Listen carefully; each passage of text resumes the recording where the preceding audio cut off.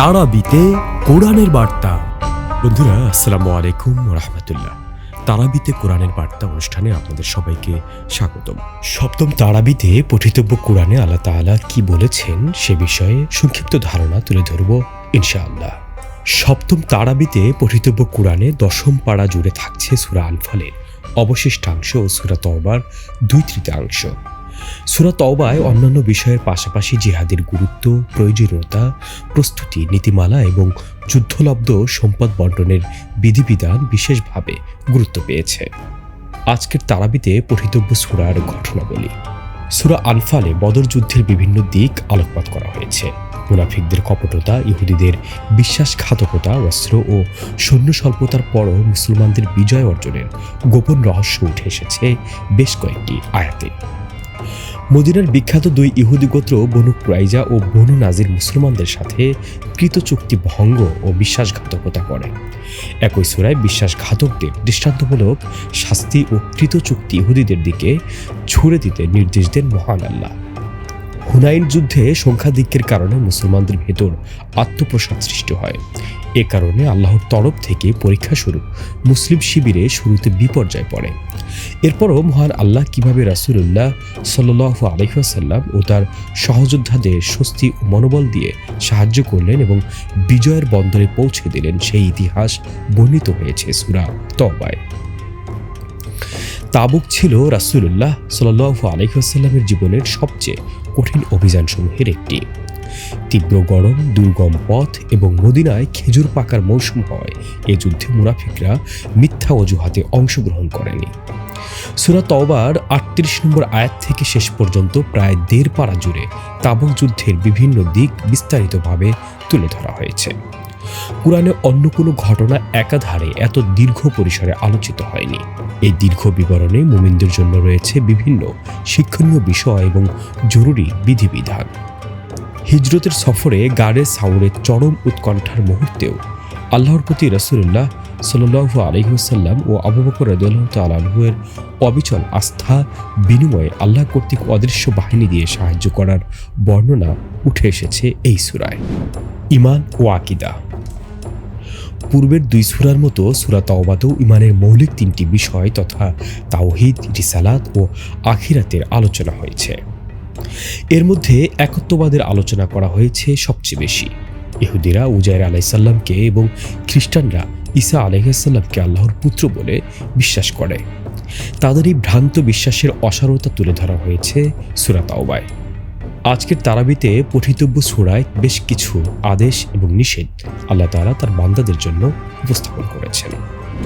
আদেশসমূহ: শত্রুর মুখোমুখি হলে অবিচল থাকা এবং আল্লাহকে অধিক পরিমাণ স্মরণ করা, আল্লাহ ও তার রাসূলের আনুগত্য করা এবং ধৈর্য ধারণ করা, শত্রুর মোকাবেলার জন্য যুদ্ধের প্রস্তুতি নেওয়া এবং সামরিক শক্তি ও সমরাস্ত্র প্রস্তুত করা, শত্রুপক্ষ সন্ধিতে আগ্রহী হলে নিজেরাও সন্ধিতে অগ্রসর হওয়া যদি তা নিজেদের স্বার্থবিরোধী না হয়, তাকওয়া অবলম্বন করা, আল্লাহর রাস্তায় জিহাদ করা, ঐক্যবদ্ধভাবে মুশরিকদের বিরুদ্ধে যুদ্ধ করা, কাফির ও মুনাফিকদের বিরুদ্ধে যুদ্ধ করা এবং তাদের প্রতি কঠোর হওয়া।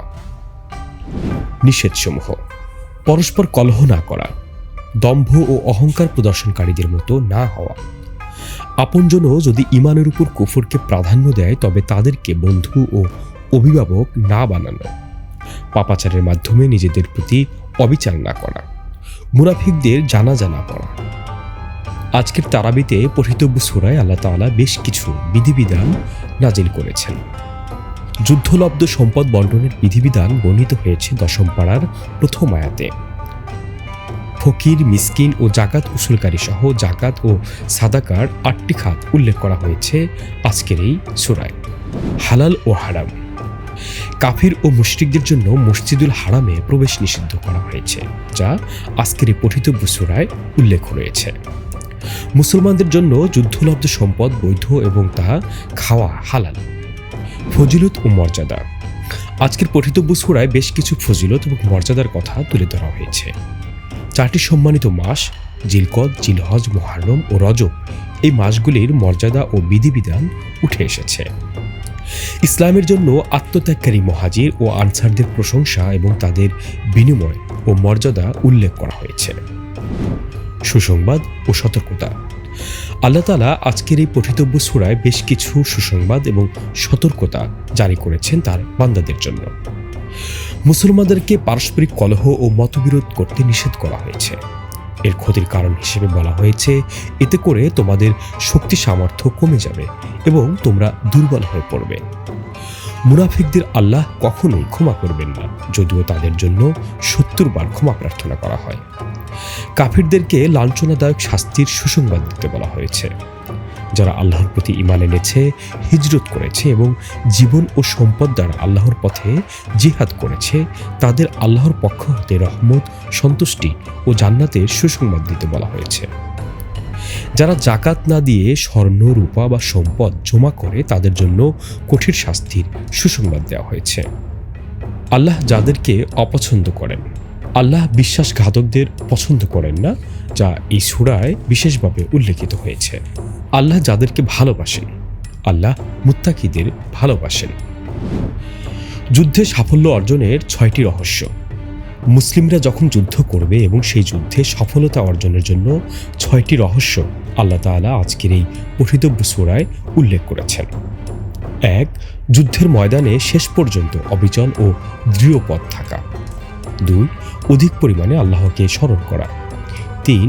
আল্লাহ ও তার রাসূলের দিক নির্দেশনা মেনে চলা। 4. কলহ পরিহার করা। 5. ধৈর্য ধারণ করা। 6. কাফিরদের মতো অহংকার প্রদর্শন না করা এবং লৌকিকতা পরিহার করা। আজকের শিক্ষা। আজকের পঠিতব্য সূরায় আল্লাহ তাআলা আমাদের জন্য যে শিক্ষা রেখেছেন তা হলো, আল্লাহর পথে চললে এবং আল্লাহর উপর পরিপূর্ণ ভরসা করলে তিনি গায়েবী সাহায্য করেন। আল্লাহ কোনো নিয়ামত পরিবর্তন করেন না, যা পরিবর্তিত হয় তা আমাদের অপকর্মের কারণে। মুহাজির আনসার পরস্পরের বন্ধু এবং কাফিররা বন্ধু পরস্পরের। মুসলমানরা কাফিরদের সাথে বন্ধুত্ব করলে পৃথিবীতে বিপর্যয় নেমে আসবে।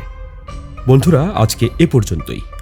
আজকের আলোচনায় যে বিধিনিষেধ আদেশ আল্লাহ তাআলা আমাদের জন্য প্রেরণ করেছেন, তা যেন আমরা সর্বোচ্চভাবে এবং সর্বোৎকৃষ্টভাবে পালন করতে পারি, সেই দোয়া রেখে আজকের মতন শেষ করছি আমি শাহ মোহাম্মদ ওয়ালিউল্লাহ। আগামী এপিসোড দেখার আমন্ত্রণ রইল। সে পর্যন্ত আল্লাহ তাআলা সবাইকে ভালো রাখুন, সুস্থ রাখুন। আসসালামু আলাইকুম ওয়া রাহমাতুল্লাহ।